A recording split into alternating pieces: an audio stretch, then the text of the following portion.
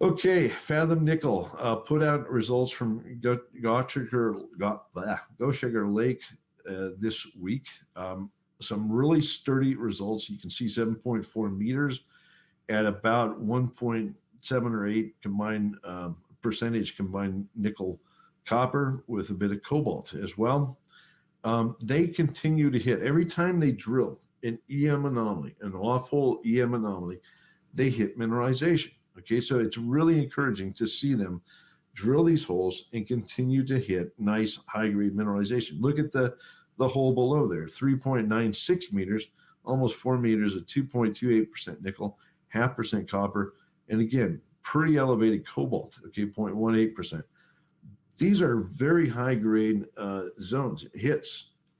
I am very confident that they have a big metal system here. In fact, these drill results are equally as good as anything you ever saw out of Azure Minerals, which is over in Australia, drilling a very similar system.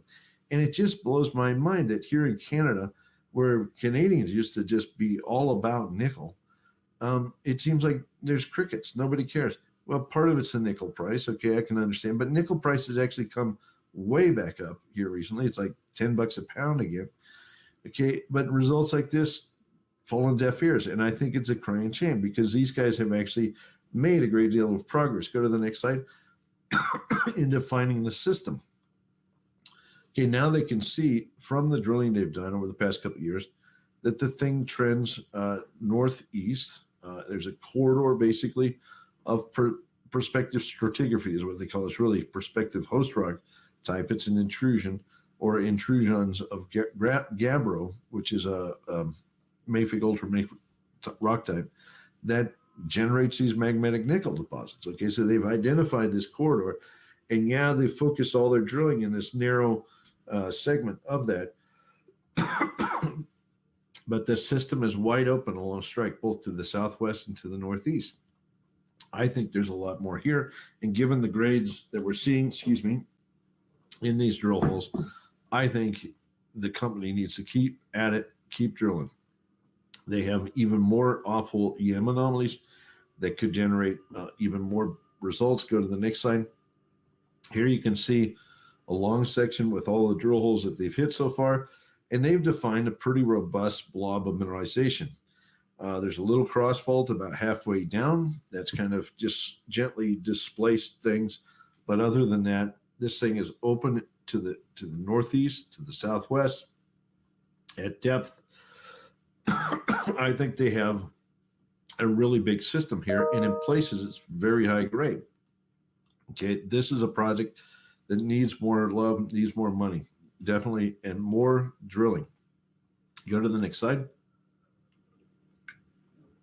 Here's a cross-sectional view. So now you can see the package of rock. That's that prospective stratigraphy, which is mainly these intrusions, it's gabbro intrusions. And the sulfide occurs in lenses within that. And you can see how it's distributed. It's almost like veins. It's near vertical structures that are sheet-like. They go along strike. This is actually a pretty good deposit to mine underground. Like I can actually see, a modest size but mineable deposit already, and it's wide open along strike. Go to the next slide. I think this slide actually shows you very robust section here. I mean, look at that. You got some very high grades up there at the top. 2.43% nickel, 0.55% copper. That's beautiful stuff. And if you can chase that along strike, this is a very, very easily, economic deposit. It can be mined underground. Okay.